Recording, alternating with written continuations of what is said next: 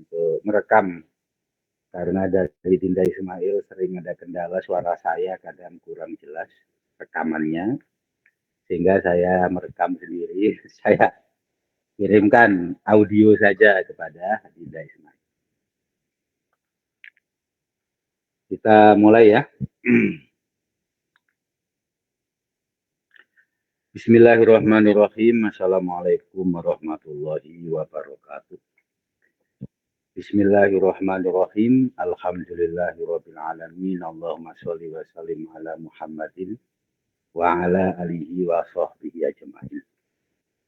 Teman-teman dan rekan-rekan peserta kajian Jam'ul Jawami yang saya muliakan, malam ini kita akan melanjutkan kajian kita membaca, memahami dan menjelaskan matan Jam'ul Jawami, yaitu kitab Usul Fikih dan Usuluddin yang ditulis oleh Ibnu Subki.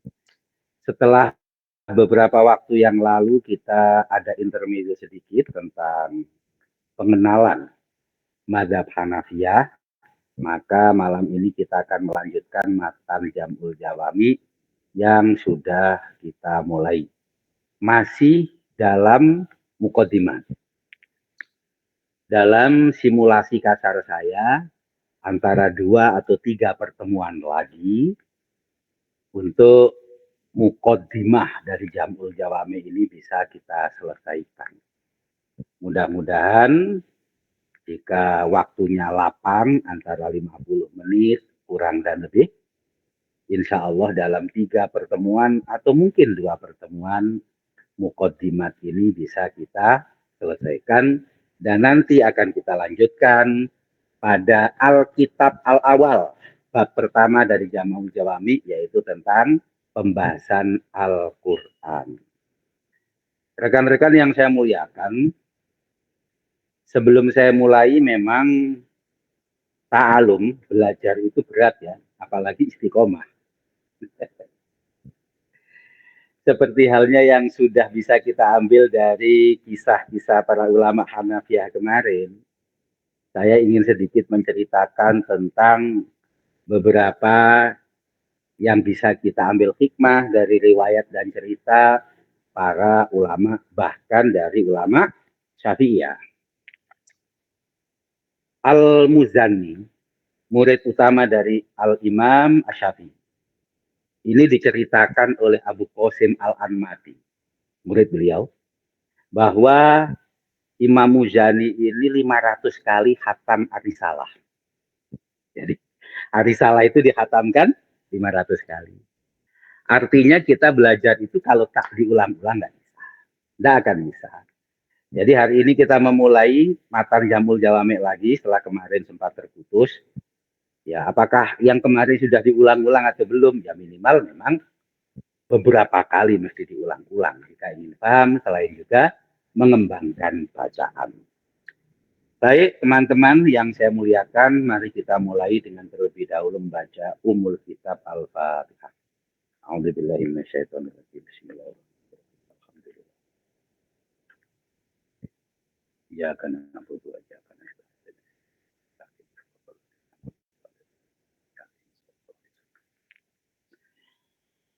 Bismillahirrahmanirrahim. Subhanaka la ilma lana illa ma 'allamtana innaka antal alimul hakim. Kita akan membaca matan Jam'ul Jawami, melanjutkan pembahasan kemarin, dan pada malam ini kita mulai dengan wad dalil. Saya baca. Bismillahirrahmanirrahim. Wad dalilu ma yumkinu at-tawassulu bi sahihin nazar fihi ila matlubin khabariyin. Kita sering mengatakan dalil atau dalil. Dalilnya apa? Dalil itu apa? Dalil itu dikatakan dan dirumuskan oleh Ibnu Subki dan mayoritas para ulama usul. Dalil itu mayumkinu at-tawassul bi sahihin nazar fihi ila matlubin khabariyin. Yang dinamakan dalil ialah sesuatu yang memungkinkan untuk menghantarkan pada suatu pencarian berita jika dilakukan dengan shahihin nazar. Saya ulangi, sesuatu yang memungkinkan untuk mencapai atau untuk mengantarkan pada suatu pencarian tertentu dari sebuah khobar atau berita, yang itu semua bisa dilakukan jika ada shahihin nazar, penalaran yang benar, nalar dan penalaran yang tepat. Rekan-rekan yang saya muliakan, setidaknya kita mengenal dalil, itu ada dalil akli, ada dalil adi atau dalil adat, dan tentu saja ada dalil syar'i. Dalil akli yang sering dicontohkan ialah adanya alam dan apa yang ada menunjukkan akan yang mengadakan. Adanya alam menunjukkan adanya soni. Adanya penciptaan menunjukkan akan adanya sang pencipta. Itu namanya dalil akli. Dalil adi atau dalil adat contohnya adalah wujudud duhon. Adanya asap menunjukkan akan adanya api. Kalau dalil syar'i contohnya wajibnya sholat karena ada perintah aqimus sholah, yaitu kalamullah dalam Al-Quran. Dalil, saya ulangi sesuai dengan matan Jamul Jawami, sesuatu yang memungkinkan kita mendapatkan apa yang dicari dari sebuah khobar. Khobar itu apa? Khobar itu adalah suatu berita, kalau dalam bahasa literalnya kan khobar itu berita. Ia menunjukkan benar dan salah. Menunjukkan benar dan salah, itu kan berita. Itu namanya khobar. Sesuatu yang bersifat khobar, kita ingin tahu apa kesimpulan daripada khobar itu, ini membutuhkan dalil. Dalil itu ketika kita olah dengan shahihin nazar, dengan penalaran yang benar, maka akan membuat untuk tawasul, membuat sampai menghantarkan kita pada matlub, apa yang kita cari dari khobar tersebut. Dengan demikian teman-teman, ketika kita simpulkan dalil itu dalam syar'i saja, maka dalil itu hanyalah Al-Quran saja. Al-Quran saja. Tetapi kemudian dikembangkan dalam usul fikih menjadi Al-Quran, hadis, ijma, dan qiyas. Itu yang disepakati. Bahkan qiyas saja masih agak mukhtalaf. Untuk menutup tentang penjelasan dalil ini, saya akan mengutip pernyataan dari Al-Imam Ahmad bin Hanbal.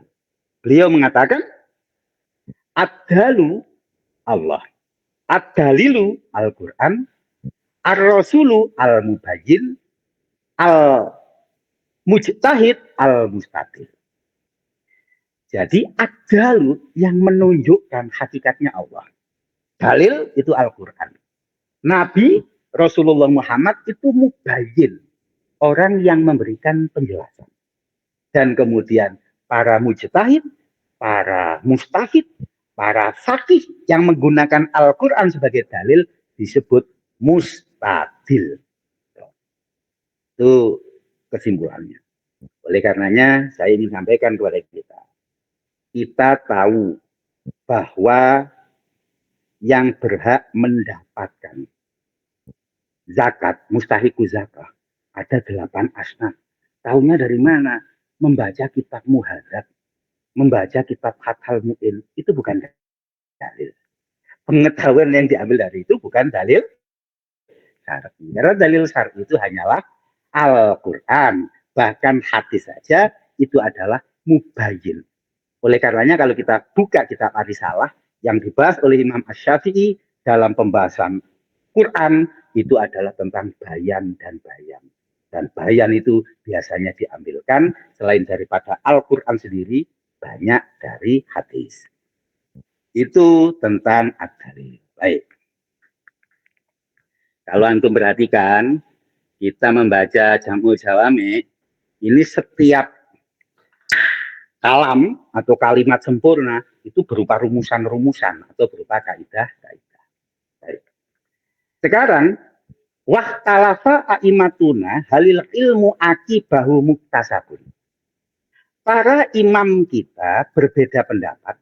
Apakah pengetahuan yang didapatkan setelah sohihin nazar dari dalil itu muktasab atau doruri? Muktasab atau doruri. Itu khilaf. Maksudnya begini. Kita dalam dalil syar'i kita ambil contoh. Kita membaca aqimusholah. Dengan sohihin nazar kita punya kesimpulan bahwa aqimusholah itu amar. Dan setiap amar ini punya dampak dan konsekuensi wajib. Berarti aqimusholah itu membuat sholat menjadi wajib. Sholat menjadi wajib itu ilmu. Pengetahuan yang kita ketahui dari dalil aqimusholah yang kita olah dengan sohihun nazar. Pertanyaannya, pengetahuan kita setelah kita membaca aqimusholah sebagai dalil dan kita olah dengan sohihin nazar, pengetahuan kita sholat itu adalah wajib. Itu muktasab atau doruri? Ada yang mengatakan muktasab, ada yang mengatakan doruri. Kenapa kok muktasab? Karena prosesnya itu kan membutuhkan effort, membutuhkan kerja dan kinerja. Kenapa kok doruri? Sebab pengetahuan kita yang kita dapatkan setelah kita sohihin nazar dari dalil itu tidak terelakkan. Ilmu itu ketika kita dapatkan kan tidak terelakkan. Saya tahu baju saya warna putih, saya melihat ini, itu kan ilmu, pengetahuan saya. Terelakkan enggak pengetahuan saya kalau saya itu mengetahui bahwa baju saya warna putih? Tidak terelakkan. Itu doruri. Jadi artinya apa? Ilmu yang didapatkan, pengetahuan yang dihasilkan akan matlub setelah sohihin nazar dari dalil itu sifatnya muktasabkah atau doruri. Sifatnya hasil kinerjakah atau sesuatu yang tidak terelakkan. Ikhtalafa a'immatuna. Baik, kita lanjutkan. Untuk selanjutnya, ini agak dekat dengan isu dan diskursus mantek. Wal-had. Had. Apa itu al-had? Had ini kalau kita bahasa Indonesia kan definisi. Dalam mantek biasanya disebut ta'rif atau mu'arif. Apa sih yang dinamakan dengan had? Definisi itu apa? Definisi itu al-jami, al-mani. Ada dua elemen. Satu jami, dua mani. Dalam bahasa lain, mutorid, munakis. Munakis. Jami, mani. Jami mengumpulkan apapun yang harusnya terkumpul. Mani menghalangi di luar daripada yang didefinisikan untuk masuk dalam definisi. Itulah yang dinamakan had. Dia harus jami, dia harus mani. Dalam bahasa lain dikatakan mutorid, munakis. Mutorid selama yujadu al-had, yujadu al-mahdud. Munakis hina yujadu al-mahdud, yujadu al-had. Kita contohkan sedikit. Apa itu Al-Quran? Al-Quran itu apa? Nah, Al-Quran nanti di belakang disebutkan adalah kalamullah al-munazal ala Muhammadin sallallahu alaihi wasallam al-muta'abbad bitilawati al-mujiz bi aksori suratin minha. Al-Quran itu adalah kalamullah yang diturunkan kepada Rasulullah Muhammad, di mana kita membacanya ibadah, di mana surat paling pendek mengandung mukjizat atau ijaz, itu Al-Quran. Nah, Ketika kita mendefinisikan Al-Quran, menghak akan apa itu Al-Quran, maka itu jami manik. Kalamullah. Allah itu kan kalam, dia mutakalim. Oke, itu umum banget. Tapi al-munazal ala Muhammad. Ada kalamullah yang diturunkan kepada Nabi Muhammad, ada yang tidak. Al-Quran itu yang diturunkan kepada Nabi. Kemudian al-muta'abad ditilawati. Ketika kita membacanya akan mendapatkan nilai ibadah. Oh, berarti beda dengan hadis qudsi. Hadis qudsi itu kalam Allah juga diturunkan kepada Nabi Muhammad juga, tetapi ia tidak muta'abad ditilawati. Al-mu'jiz bi aksori suratin, yaitu yang punya kekuatan mukjizat dengan satu surat yang paling pendek. Artinya apa? Untuk bisa mengandung ijaz, Al-Quran itu mesti minimal satu surat sekalipun paling pendek. Oleh karenanya Al-Quran itu kalau ia kurang dari aksori suratin, ya tentu tidak ijaz. Nah itu namanya jami mari. Nah, gitu loh. Ya. Baik, setelah kita mengetahui apa itu al-had, ini kenapa saya kok membahas begini? Ya ini namanya usul fikih yang mutakalimin. Akan tetapi nanti di belakang itu kita akan mengetahui betapa yang kita bahas dalam mukadimat ini saling kait terkait. Bahkan dalam kitab maupun pembahasan hadis maupun pembahasan ijma' dan qiyas. Maka memang mesti kita pahami. Ini kan kaidah-kaidah usul. Ya. Sekarang setelah baru saja temanya atau yang kita sampaikan itu kaidah usul yang dekat sekali dengan mantik, sekarang kaidah usul yang punya kedekatan dengan diskursus ilmu kalam atau tauhid. Saya akan melanjutkan. Wal kalamu fil azali. Kemarin yang dinamakan hukum itu apa? Yang dinamakan hukum itu adalah khitabullah fil azal. Sekarang kalam fil azal. Firman Allah ketika masa azali. Ketika masa belum ada, dimensi waktu belum wujud. Ketika belum ada siapapun dan apapun, ya memang sulit untuk dipahami. Itu namanya azal. Ya. Belum ada dimensi waktu. Jadi jangan dikatakan ketika itu suatu waktu yang masa lalu. Enggak, memang dimensi waktunya enggak ada. Dimensi waktu itu kan berlaku untuk makhluk. Kalau untuk Allah kan enggak ada dimensi waktu. Baik, kalam Allah saat masih azali, kila layu sama hitoban. Itu belum dikatakan hitob. Kemarin hitobullah fil azal kan, berarti waktu itu belum hitob. Hitobnya kapan? Hitobnya ketika sudah ada dari mukhotob, yaitu sudah ada mukalaf. Sudah ada orang yang mendapatkan objek dari kalam Allah tersebut. Tetapi itu kila. Kalau pendapat yang kuat kemarin apa? Tetap hitob. Nah kemudian hubungannya dengan mukhotob yang makdum itu ta'alukon, sifatnya adalah kemarin apa? Sifatnya itu masih dalam ta'aluk yang adami. Jadi masih menunggu. Menunggu apa? Menunggu nanti mukhotobnya wujud. Seperti saya ceritakan kemarin. Aki musholah itu berlaku untuk kita yang sudah ada. Untuk cucu saya yang belum lahir, itu terhitopi atau tidak? Ternyata juga masih terhitopi. Tapi ta'alukon maknawiyan. Ta'aluknya ta'aluk maknawi. Belum ta'aluk tanjizi. Ini namanya kita disuruh untuk mengulang pelajaran yang sudah lalu kemarin. Ta'aluknya kan kemarin ta'aluk maknawi. Belum tanjizi. Jadi saya ulangi lagi.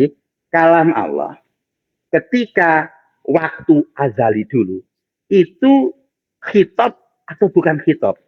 Maka ada yang mengatakan termasuk khitab, ada wakila la yusama khitaban, tidak dinamakan khitab. Dikembangkan lagi. Wakila layatanawa. Kalam Allah di masa azal. Kalau saya bicara masa azal sebenarnya salah juga. Kalam Allah ketika azali, ketika itu juga dimensi waktu ya. Kalam Allah fil azali ya, itu tanawu atau tidak tanawu. Maksudnya apa? Kita kan mengenal saat ini kita mengenal dalam Al-Quran ada amar, ada nahi. Jadi kalam Allah itu ada yang amar, ada yang nahi, ada yang khobar. Nah, ketika azal belum ada apapun dan belum ada siapapun, tanawu kalam Allah itu ada yang amar terbagi menjadi amar dan nahi atau tidak? Wakila layatan.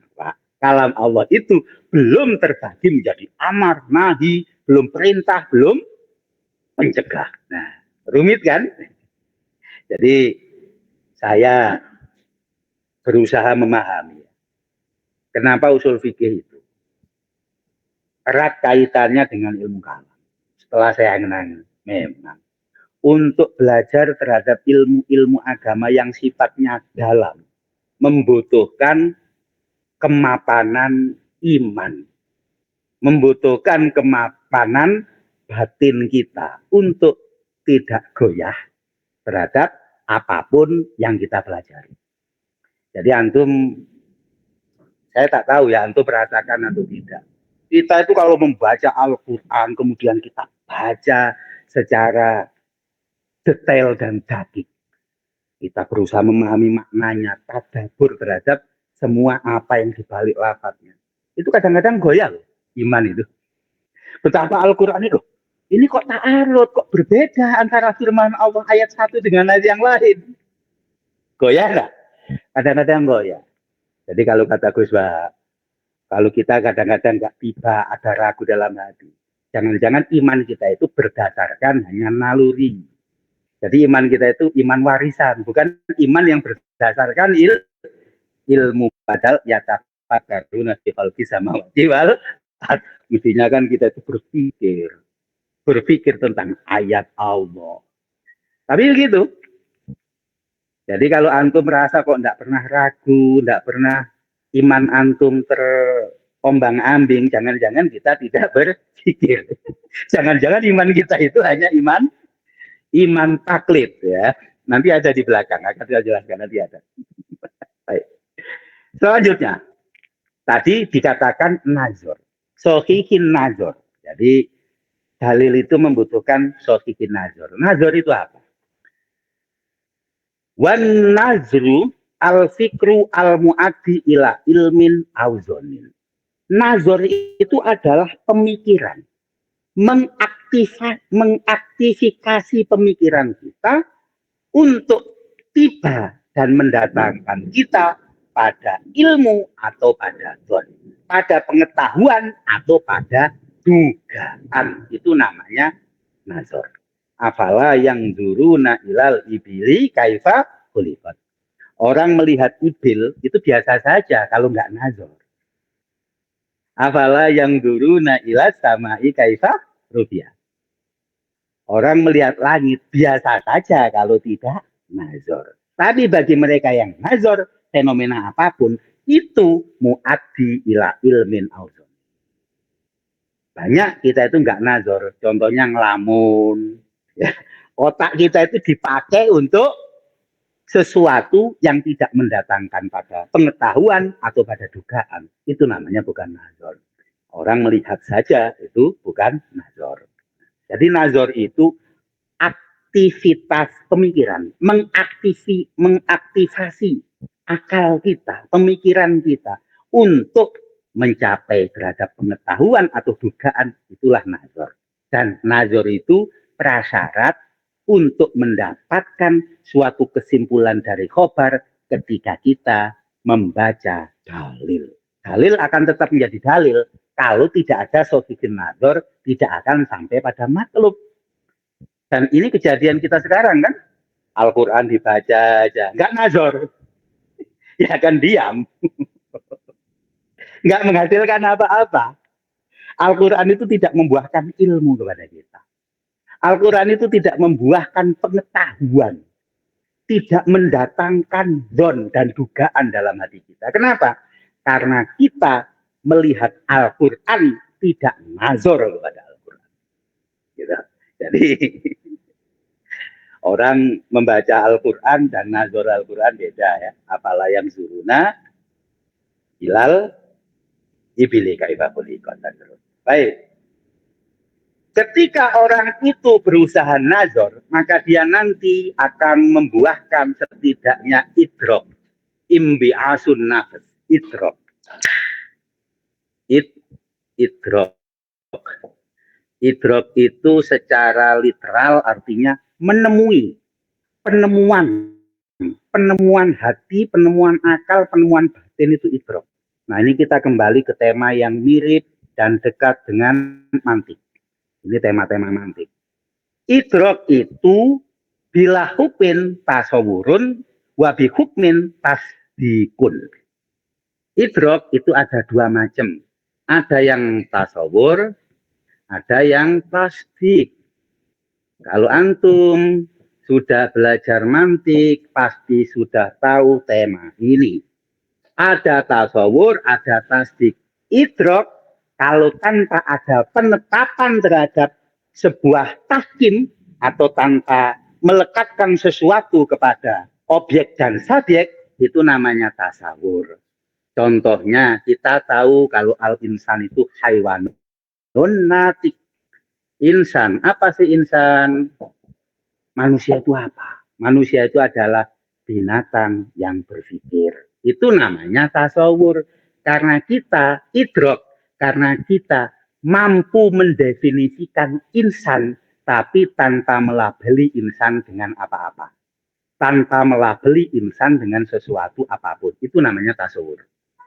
Kalau tasdik itu dihukmin, melabeli sesuatu dengan sesuatu yang lain. Kita katakan al-insanu katibun, al-insanu qaimun. Manusia itu bisa menulis, manusia itu bisa berdiri. Nah, ini kan namanya hukmin. Memberi label katib kepada insan, memberi label qaim kepada insan. Pelabelan, tahkim, hukmin. Itu namanya tasdik. Jadi tasdik pasti ada dua unsur. Kalau tasawur hanya satu unsur saja. Baik. Nah, ini pentingnya. Ini pentingnya. Di sini hujan dan ada suara geluduk-geluduk ya. Mohon dimaklumi. Baik. Ketika sudah tasdik, nih perkembangannya. Ketika sudah tasdik, wajazimuhu allazi layak balu at-taghayyur ilmun.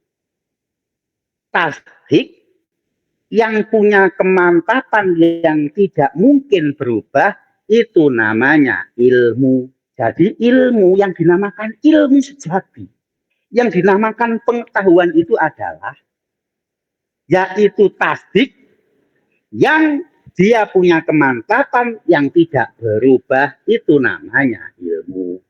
Saya lanjutkan. Wal qabil i'tiqadun, itu bukan i'tibarun ya, itu salah, itu bukan rok tapi dal.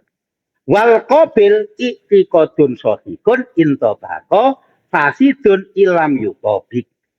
Nah, ketika tasdik itu tidak jazim, maaf saya ulangi, ketika tasdik itu jazim, tapi dia masih bisa berubah, itu namanya i'tiqad. Itu namanya i'tiqad. Saya ulangi. Ketika tasdik itu punya kemantapan yang tak berubah, namanya ilmu.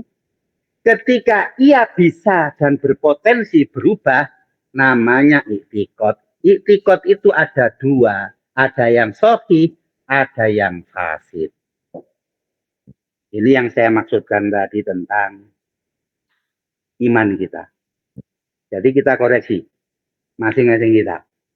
Iman kita itu sudah tahap ilmu atau masih tahap iktikot? Kita kan sering ya, iktikot saya, masa kepada Allah kita iktikot? Harus ilmu, makanya firman Allah apa? Fa'lam annahu la ilaha illallah. Kan fa'lam, ketahuilah ilmu kan? Tetapi sering kan kita itu derajat iman kita itu masih iktikot. Kalau iktikot apa? Qabil atagoyur. Masih bisa berubah. Masih menerima perubahan. Berpotensi bergeser. Itu namanya iktikot. Saya contohkan. Antum paksa saya untuk mengatakan bahwa baju saya warna biru nggak akan mengubah persepsi saya bahwa baju saya ini memang warna putih. Gitu loh. Gitu ya. Sekarang beda kalau saya melihat ada sekitar 200 meter di depan saya. Dan kebetulan saya agak mil. Itu warnanya apa itu? Oh, warnanya itu adalah biru, kata saya. Tetapi masih mungkin berubah. Itu namanya iktikot. Kalau ternyata betul-betul biru, iktikot yang sohih. Kalau ternyata hijau, karena saya nggak bisa membedakan warna biru dan hijau, itu namanya iktikot fasid. Hati-hati, jangan-jangan iman kita itu iktikotnya nggak sohih tapi fasid. Belajarlah beriman dan punya keimanan kepada Allah secara ilmu yang layak balu at-tagoyur. Baik, itu kalau tasdiknya jazim. Sekarang kalau tasdiknya tidak jazim,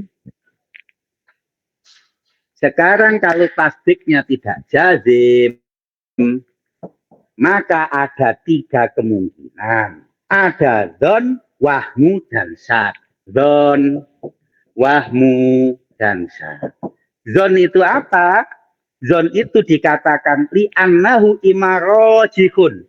Saat kita punya sebuah tasdik yang memang dia tidak jazim, akan tetapi dia roji. Kita punya kecenderungan untuk mengunggulkan dari 2 kemungkinan. Maka namanya zon kalau roji. Kalau musawin namanya syad. Kalau marjuh namanya wahmun. Jadi ada dugaan kuat, syak itu ragu 50%, 50-50. Kalau wahmun itu punya dugaan yang lemah. Jadi kalau tasdiknya tidak jazim, ada kemungkinan zon ketika roji, ada kemungkinan wahmun ketika marjuh, dan ada syak ketika musawin. Baik, sekarang kita lanjutkan tentang al-ilmu. Ilmu, pengetahuan. Berarti apa tadi ilmu? Ilmu itu tasdik yang jazim, yang dia layak balu atagoyur. Berarti kan mantap betul itu. Yang namanya pengetahuan, yang namanya ilmu kan mantap. Dia memberikan label, bukan tasawur ya, tapi tasdik ya. Ada pelabelan terhadap sesuatu, menetapkan sesuatu kepada sesuatu yang lain. Sifatnya jazim, mantap. Layak balu at-tagoyur. Dia tidak menerima dan tidak berpotensi bergeser dan berubah. Itu namanya ilmu. Karena ilmu itu seperti itu, definisinya haknya seperti itu. Qala al-imam. Imam Ar-Razi mengatakan, kemarin sudah ingat kan? Kalau dikatakan al-imam itu Ar-Razi, kalau al-qadhi itu al-Badilani, kan? Kalau dikatakan Syekh Abdul Hasan al-Asy'ari, kalau Asyaikul Imam ayahnya Ibnu Subki, berarti ayahnya Musonif. Kan ingat kemarin ya. Qala al-imam. Siapa al-imam? Ar-Razi. Imam Razi dalam Al-Maksul mengatakan, karena definisi ilmu seperti tadi, maka ilmu itu doruri. Pengetahuan yang seperti itu sifatnya tak terelakkan, tak mungkin tertolak. Seperti saya melihat baju saya warnanya putih, itu doruri ketika saya sudah tahu, tidak mungkin terelakkan, tidak mungkin saya tolak. Oh ini warna hijau, tidak mungkin, gitu loh. Karena apa? Jazim mantap, layak balu tagoyur, tidak mungkin saya berubah. Nah, maka Imam Razi dalam Al-Mahsul mengatakan ilmu itu sifatnya doruri, kepastian yang tak mungkin tertolak. Sumakola, kemudian Imam Rozi mengatakan, jadi Imam Rozi itu mengatakan doruri, tapi beliau mengatakan apa? Silakan dilanjutkan, Dinda Ismail. Beliau mengatakan apa? Bahwa ternyata ketika ilmu itu doruri, lanjut beliau, hukmu zihni, apa yang dinamakan dengan ilmu? Yang dinamakan ilmu adalah hukmu zihni. Ketika naluri hati itu menghukumi sesuai dengan mujibnya, sesuai dengan apa yang menetapkannya. Itu namanya ilmu. Jadi hukmu zihni al-jazimi al-mutabiku li mujibin.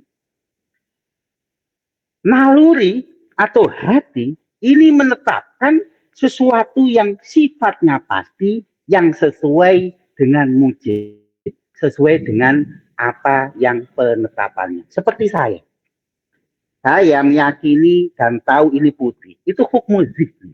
Baju putih itu menetapkan warna putih pada baju.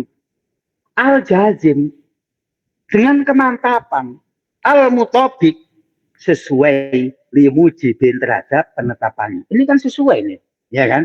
Itu namanya ilmu. Baik. Wakila wa doruri. Ada yang mengatakan ilmu itu kan doruri. Dinda Ismail dilanjutkan,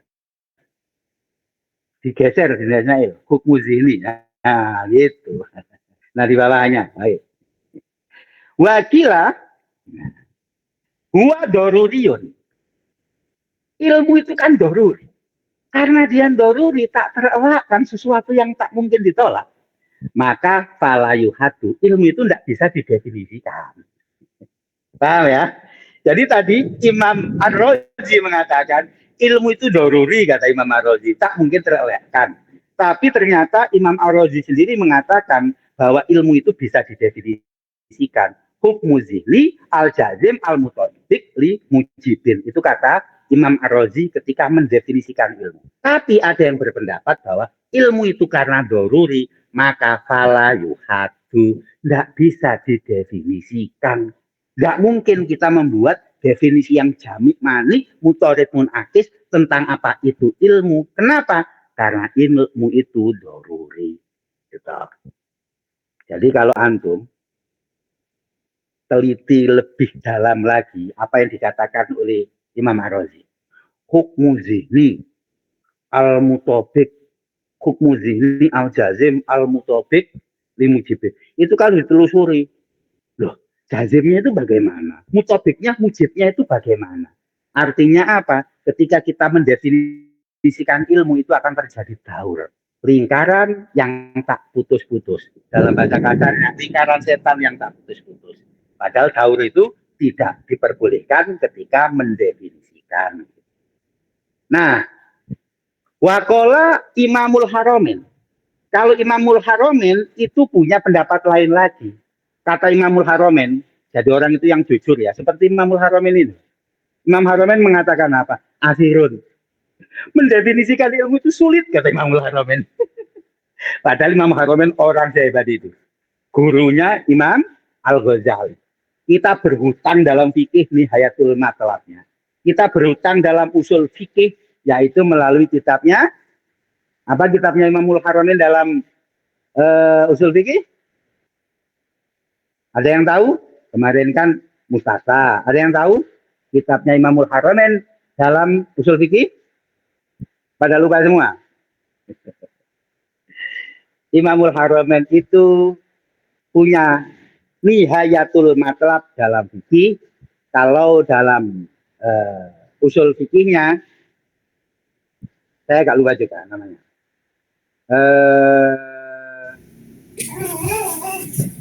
Ada yang tahu? Al-Waraqat. Apa? Al-Waraqat. Al-Waraqat itu, ya Al-Waraqat itu kitabnya Imam Al-Haromin yang paling kecil. Ya. Kitabnya Imamul Haramain yang paling kecil dalam usul fikih itu betul Al-Waraqat, tetapi kitabnya Imamul Haramain yang besar namanya apa? Namanya adalah, coba saya tengok dulu.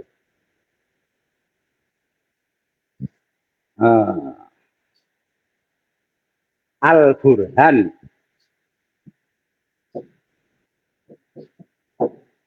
Al-Burhan. Imamul Haramain Al-Burhan. Ayo. Saya ulangi lagi.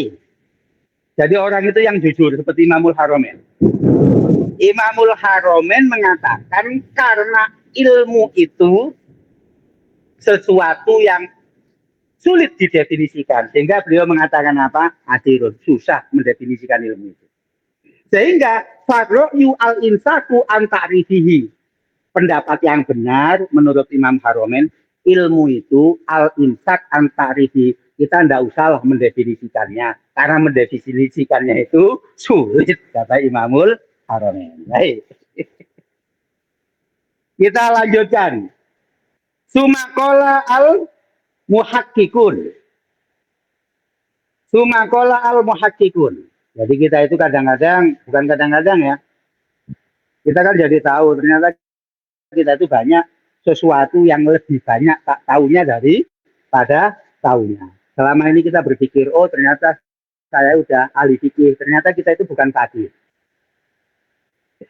Artinya lebih baik dan memang seharusnya sekalipun alim itu merasa dan tak perlu kita berusaha menampakkan alim. Merasa saja kalau masih awam atau jahil. Yang bahaya dan tercela, jahil tapi merasa alim. Awam tapi merasa fakih, itu tercela. Seperti Imamul Haramain. Apa adanya. Kadang-kadang kalau mengatakan sesuatu yang memang tidak bisa, ya bilang saja tidak bisa. Imamul Haramain mengatakan apa? Ilmu itu sulit didefinisikan. Maka lebih baik, kata beliau, tidak usah didefinisikan. Selanjutnya, qala al-muhakkikun. Para ulama ahli tahqiq mengatakan, ilmu itu layak tafawatu. Ilmu itu, pengetahuan itu tidak berbeda-beda. Orang mengetahui baju saya putih. Itu ya sama standarnya. Jadi, tidak ada yang namanya lebih tahu, itu nggak ada. Lebih ngerti itu nggak ada, karena konsep ilmu itu sama gitu loh. Nah kemudian kenapa orang itu kok dikatakan dia lebih tahu? Bukan pengetahuannya lebih dibandingkan yang lain, tapi bikasrotil muta'alikot. Objek dari yang dia ketahui itu banyak. Ada yang tahu 2, ada yang tahu 3, ada yang tahu seterusnya. Tapi konsep pengetahuannya itu sama. Oleh karenanya, sesungguhnya sangat lucu kalau dibilang orang lebih tahu. Alam itu nggak ada sebenarnya. Karena konsep pengetahuan itu sama. Nah kemudian kenapa kok lebih tahu? Bukan dia lebih tahu, tapi apa yang diketahui lebih banyak, gitu loh. Jadi tahu ya. Coba untuk mikir. Konsep pengetahuan itu sama, nggak mungkin orang kok lebih tahu. Yang berbeda ternyata yang diketahui lebih banyak. Maka ilmu itu layak tafawat. Baik, sudah tahu tentang ilmu dan sudah tahu kalau ada yang mengatakan ilmu itu doruri, bisa didefinisikan, yaitu Imam Razi.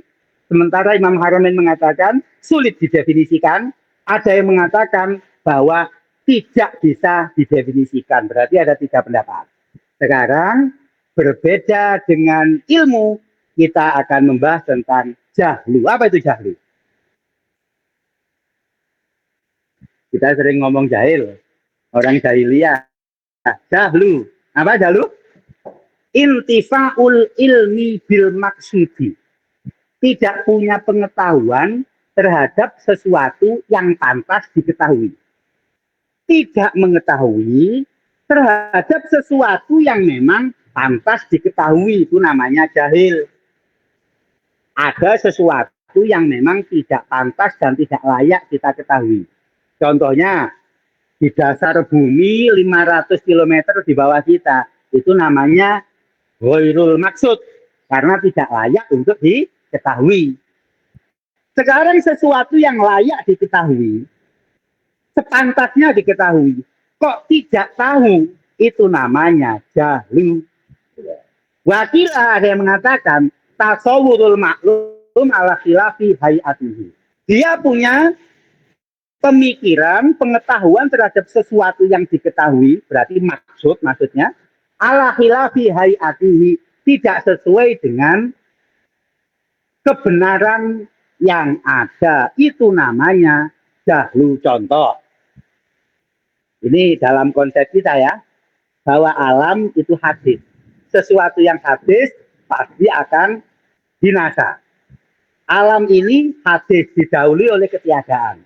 Sesuatu yang didahului ketiadaan pasti akan fana. Sementara falasifah, ini kalau kita sering baca ilmu kalam ya, falasifah mengatakan bahwa alam itu juga bakok, alam akan ada seterusnya, tidak rusak. Nah itu namanya tasawurul maklum ala khilafi hayatihi. Meyakini sesuatu yang pantas diketahui tapi tidak sesuai dengan kenyataan dan hakikat yang ada. Baik. Itu namanya jahlu. Jadi ada dua pendapat jahlu. Yang pertama intifaul ilmi, betul-betul nggak tahu. Yang kedua meyakini sesuatu yang pantas diketahui tapi tidak sesuai hakikatnya. Dibilangnya 1+1 sama dengan 3, itu namanya jahlu. Ada yang mengatakan bahwa jahlu itu yang nggak tahu 1+1 itu sama dengan berapa, itu nggak tahu. Itu namanya jahlu. Ada dua pendapat. Berbeda dengan jahlu, as-sahwu ad-duhulu anil maklumi. Yang dinamakan sahwu, lalai atau lupa dari sesuatu yang diketahui, itu namanya sahwu. Kita udah tahu, tapi kelupaan, itu namanya sahwu. Makanya sujud sahwi itu sujud yang meninggalkan sesuatu yang lupa. Bukan sujud jahli, tapi sujud sahwi. Karena ada sesuatu yang sebenarnya kita ketahui, tapi kebetulan lupa. Itu namanya sahwi. Baik. Nah, bisa dipahami, memang harus diulang-ulang. Dan kemudian harus baca syarahnya, baca kitab-kitab lainnya. Teman-teman yang saya muliakan, ini ngejar supaya 2 atau 3 pertemuan lagi Al-Muqaddimat ini bisa selesai ya. Jadi agak ngebut sedikit. Tapi bukan berarti ngebutnya itu dalam pengawuran-pengawuran. Insya Allah definisinya sudah kita sampaikan sebisa mungkin tepat. Ya kalau ada salah tulisan mohon dimaklumi saja. Mas'alatun Al-Hasan. Kita kembali kepada pembahasan Al-Hasan. Kemarin ingat Al-Hasan Al-Kubah. Terjadi perbedaan antara Mu'tazilah dengan non-Mu'tazilah. Atau yang kita katakan dengan Ahlussunnah. Termasuk golongan kita. Bahwa Hasan dan Kubah ini syar'ian. Adalah sifatnya syar'i. Kalau menurut Mu'tazilah, akli, bisa ditemui dan bisa diputuskan oleh akal. Apa itu Al-Hasan, apa itu Kubah, apa itu buruk, apa itu baik. Sekarang Al-Hasan itu apa? Karena kita mengatakan Al-Hasan itu adalah syar'i. Maka Al-Hasan itu prinsipnya adalah al-ma'dhunu. Sesuatu yang baik itu yang mendapatkan izin dari syariat untuk melakukannya. Baik wajib, mandub, mubah. Itu namanya hasan. Jadi kebaikan itu ada 3. Sesuatu yang wajib, sesuatu yang sunnah, sesuatu yang mubah. Itulah hasan, kebaikan. Karena yang namanya hasan adalah al-ma'dunu. Sesuatu yang diperbolehkan oleh syariat. Wakila wa fi'lu ghairil mukallaf. Termasuk hasan itu adalah semua perilaku orang yang tidak mukallaf. Hobi, sahi, ghafil, mukroh. Ini kalau melakukan sesuatu, apapun yang dia lakukan, itu al-hasan wakila. Tapi itu pendapat yang kedua. Nah, lawan daripada hasan kita tahu adalah al-qabah. Hasan itu lawannya qabah, yaitu buruk. Buruk itu apa? Kalau al-hasan al-ma'zun, buruk itu al-manhi, apa yang dilarang.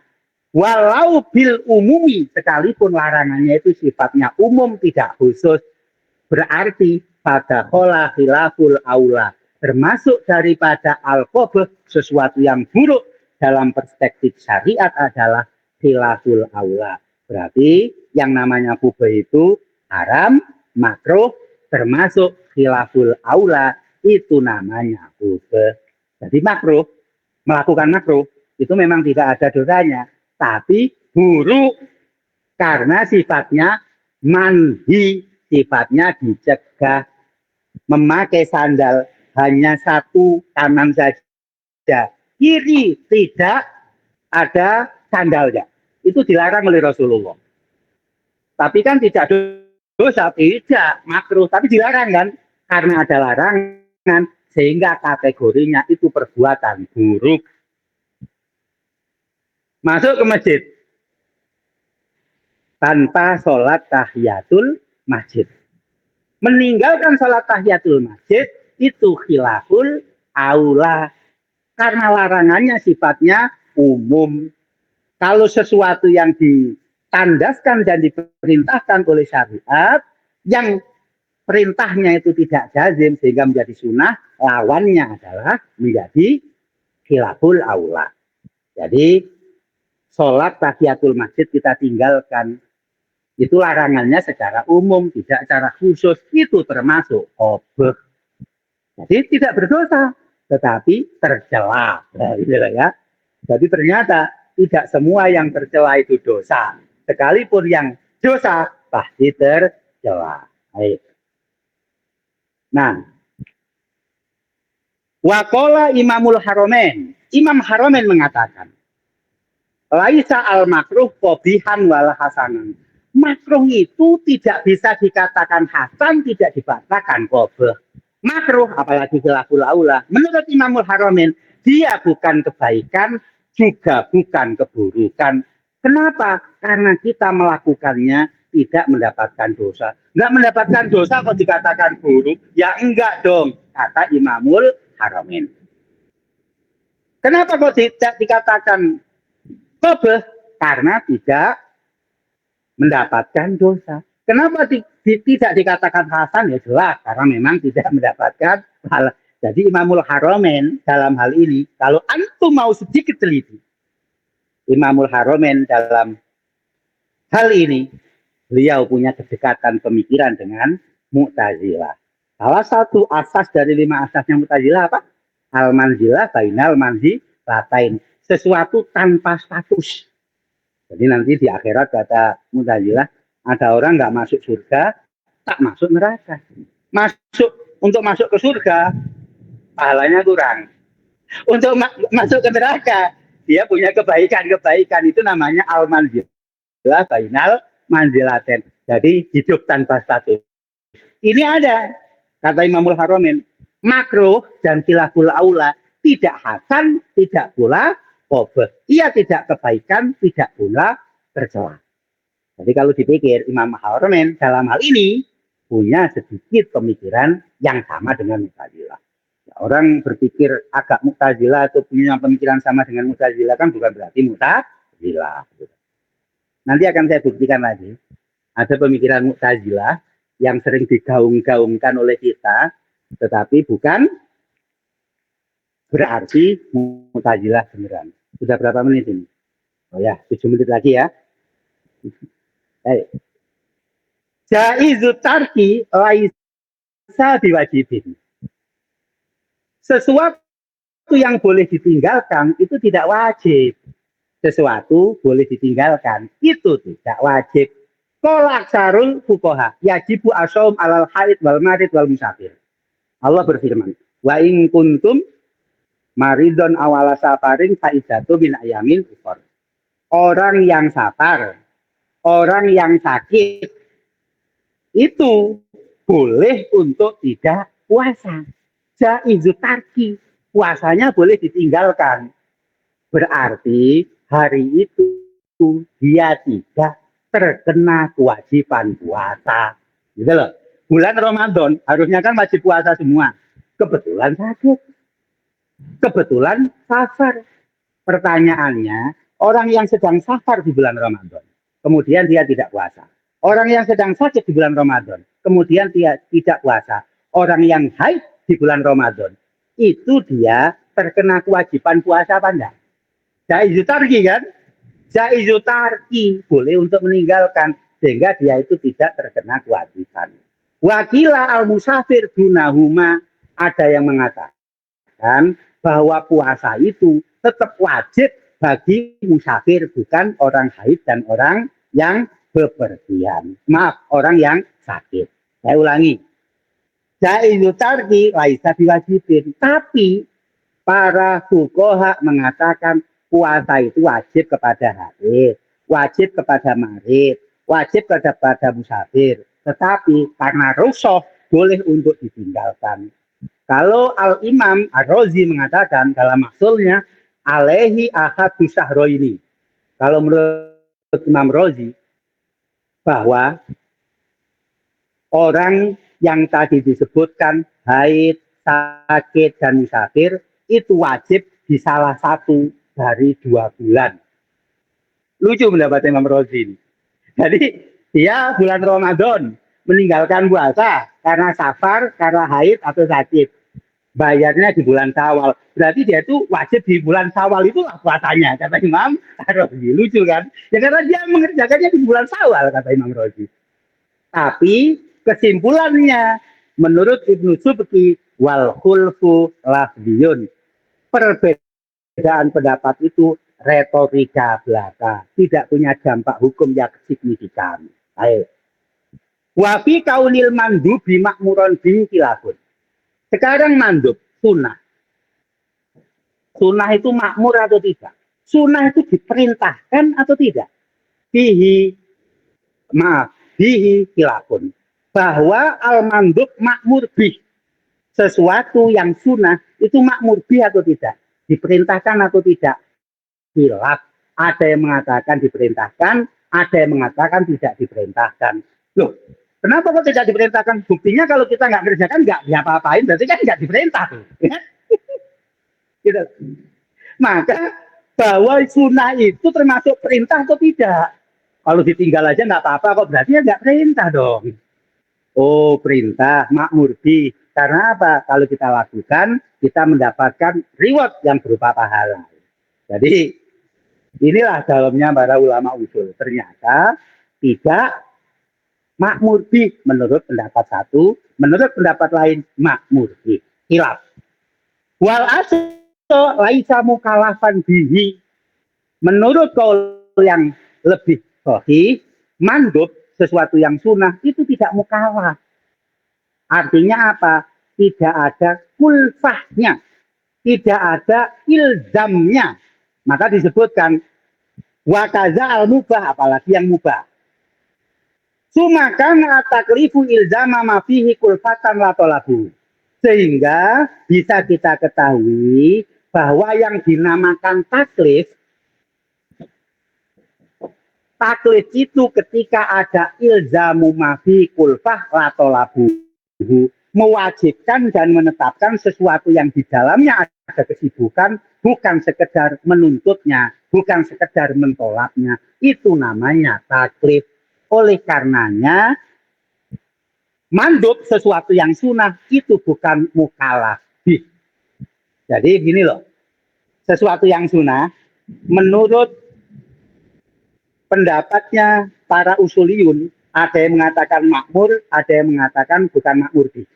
Saya ulangi, sesuatu yang sunnah ada yang mengatakan makmur bi, ada yang mengatakan tidak makmur bi. Alasannya tadi saya sampaikan. Wal asoh, tetapi menurut kaul asoh bahwa sesuatu yang sunnah itu bukan mukalaf bi, gitu loh. Bukan mukalaf bi. Karena bukan mukalaf bi, sehingga yang dinamakan taklif itu adalah ketika ilzam menetapkan sesuatu yang di dalamnya ada kulfa, ada kesibukan dan beban. La tolahu, bukan sekedar mentolaknya. Khilafan lil qadi, berbeda dengan pendapatnya Al-Qadi Bagilani. Jadi menurut Abi Bakar Al-Bagilani, Al-Qadi, kalau ada Qadi dalam jamu jawamek, maka Al-Bagilani, bahwa mandub itu termasuk mukalafi. Berarti pendapatnya ghairul asab. Nah ini, terakhir. Saya mau 1 jam. Terakhir. Walasoh, anal mubaha laisa bijinsin lil wajib. Menurut kaul asoh, mubah itu bukanlah satu jenis dengan wajib. Jadi mubah itu bukanlah satu jenis dengan wajib.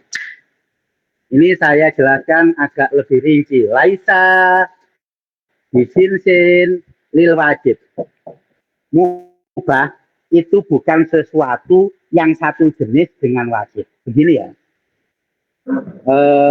Yang agak-agak populer, Gus Baha itu mengatakan, beliau sering mengatakan, jangan-jangan mubah itu wajib. Kenapa?